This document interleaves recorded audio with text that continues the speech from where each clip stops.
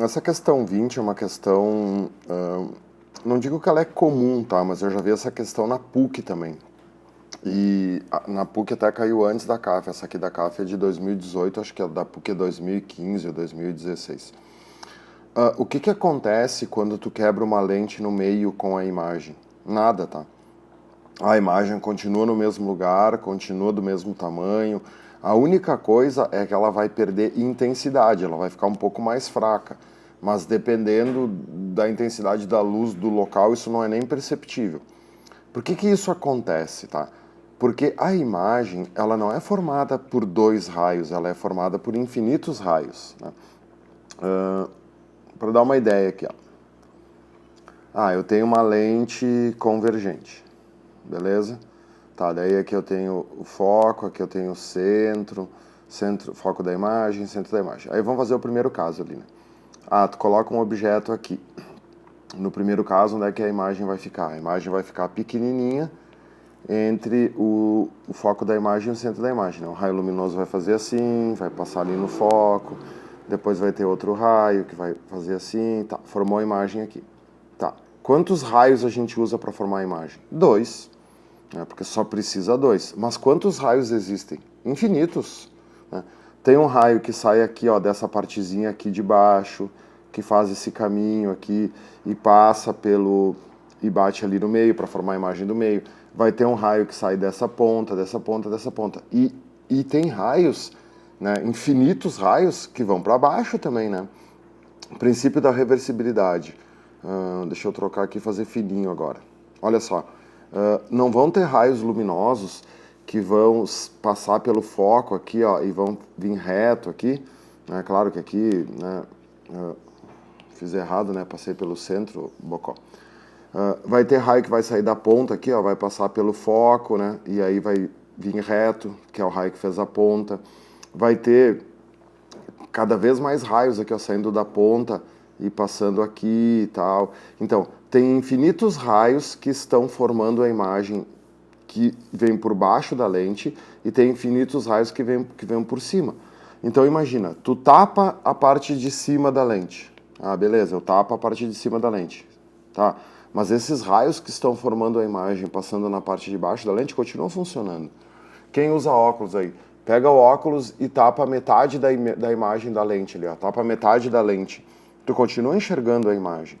Então, por causa desses infinitos raios, né, o que acontece aqui só seria que essa imagem, né, o que a questão poderia pedir, essa imagem ela poderia perder intensidade, ela poderia ficar mais fraca, porque ela vai ser formada por uma quantidade menor de fótons, mas ela vai continuar no mesmo lugar, vai continuar do mesmo tamanho, não vai mudar nada. Beleza?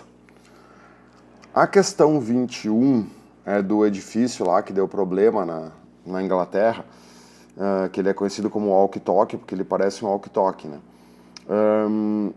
O que acontece aqui, ó? Como resolver isso aqui sem saber muito, assim, né? Tá, houve registros de carros estacionados nas proximidades do prédio que tiveram suas pinturas danificadas e suas peças derretidas, tá? No momento que ele falou peças derretidas, o que acontece? Calor, né, pessoal? O edifício conseguiu esquentar o objeto. E ele diz aqui, né, por causa da reflexão da luz solar. Então, é claro que, né, o edifício está funcionando como um espelho.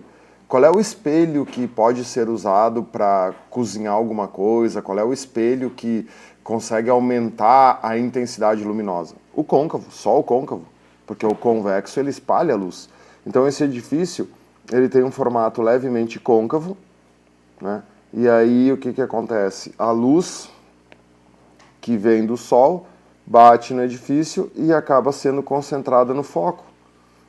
E aí, se um motorista tiver o azar de estacionar o carro numa região próxima aqui de onde tiver o foco, onde vai ter uma concentração de luz, aqui vai ficar muito quente. Então essas questões são parecidas com aquelas do Enem. Eu quero fazer um fogão solar, eu quero, né, produzir alguma coisa que, né, um instrumento óptico que esquente. A resposta vai ser sempre espelho côncavo. Claro, dá para fazer isso também com lente convergente, mas aí não vai ser reflexão, vai ser refração. E aqui a questão deixa clara que o edifício está funcionando por reflexão. Beleza?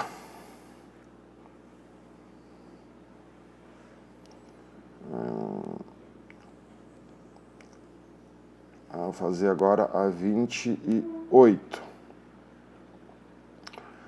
O gráfico abaixo representa o calor absorvido por unidade de massa. Então, ó, calor por unidade de massa, em função das variações de temperatura, para substâncias ar, água e álcool, que recebem calor em processos em que a pressão é mantida constante.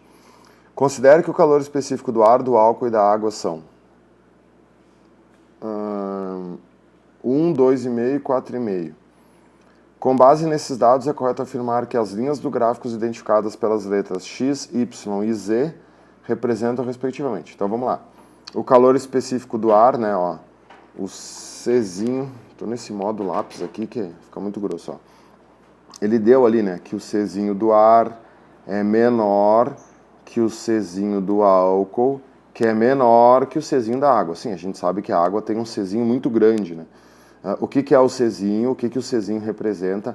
A dificuldade em aquecer ou a dificuldade em esfriar. Quer dizer, tu tem que gerar muita energia para aquecer ou esfriar a substância, né?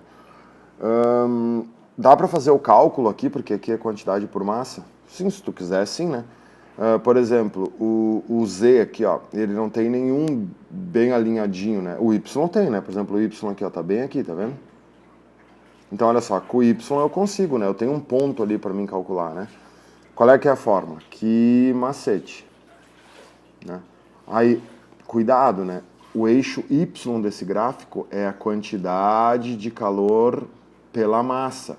Então, ó, se a massa passa dividindo, ó, quantidade de calor por massa é igual a C delta T, né? Então, esse valor aqui, ele é substituído por esse valor aqui, porque ele já está dando a quantidade de valor pela massa.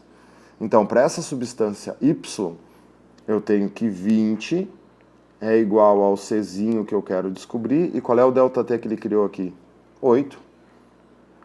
Então, quanto que vai dar o Czinho dessa substância? 20 sobre 8. Quanto é que é 20 sobre 8? 20 sobre 8 é 2,5. Né? Então, quem que tem 2,5? Quem tem 2,5 é o álcool, que é o meio termo, né? Então eu já sei que o álcool é o Y. Então, Y é o álcool, que está no meio. Tá, e aí o que eu tenho que perceber agora? Olha só. Olha a fórmula, né?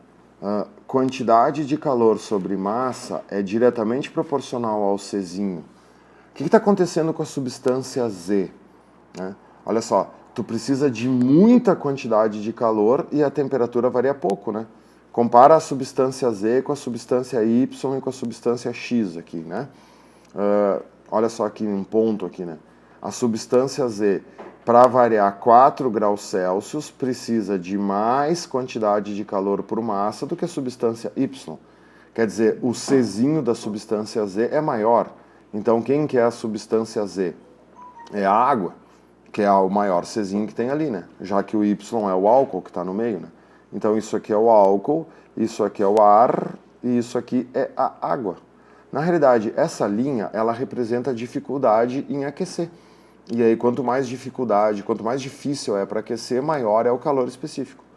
Então, é água, álcool, ar, né? X, Y... Opa, mas está ao contrário, né? O X está embaixo. Então, é ar, álcool, água. Letra A. E a 31. Um estudante, para determinar a velocidade da luz em um bloco de acrílico, faz incidir um feixe de luz sobre o bloco. Os ângulos de incidência e refração medidos foram 45 e 30. Sendo C a velocidade de propagação da luz no ar, o valor obtido para a velocidade de propagação da luz no bloco. Bom, para mim calcular a velocidade de propagação da luz no bloco, eu preciso do N do bloco, do índice de refração do bloco. Então imagina, tu tem um bloco de acrílico. E aí tu tem a nossa amiga normal. E aí o raio luminoso incide, né? Ele está vindo do ar para o acrílico, né? Para determinada bala de acrílico sobre o bloco. Tá? Então aqui é ar e aqui é acrílico. Ah, já escrevi ali acrílico. Tá. Esse ângulo aqui é 45. Quando ele anda do ar para o acrílico, quando ele vai do ar para o acrílico, ele fecha as pernas. Ficou duro. Esse ângulo aqui é o 30. Tá, então o que eu sei? Que o N do ar vezes o seno do ângulo incidente é igual ao N do acrílico vezes o seno do ângulo refratado. Lei de Snell. O N do ar vale 1, o seno de 45 é raiz de 2 sobre 2, o N do acrílico eu quero descobrir, e o R é 30, então, né, 1,5. Corta e corta. Tá, acabei de descobrir que o N do acrílico é raiz de 2. Beleza, maior do que 1, claro, né? Aí ele pede a velocidade de propagação no acrílico. Bom, o que é N? N é C, que é a velocidade da luz no vácuo, sobre V. Tá, então o N do acrílico é raiz de 2. O C ele deixou nas respostas, né, porque ele não quis botar os 300 mil, sobre a velocidade da luz no acrílico. Então, a velocidade da luz no acrílico é C dividido por raiz de 2. Cuidem com física, tá? Tem gente que olha para isso aqui e nem olha para as respostas e já vai racionalizar, né? A gente é viciadinho em racionalizar porque a matemática não deixa ficar raiz de 2 no denominador. A física não tá nem aí, tá? Então sempre é bom, antes de racionalizar, olha as respostas. Cara, tá aqui, né? Tem a resposta C sobre raiz de 2, então cuida, dá uma olhada antes, não te apressa. Beleza? Bom estudo.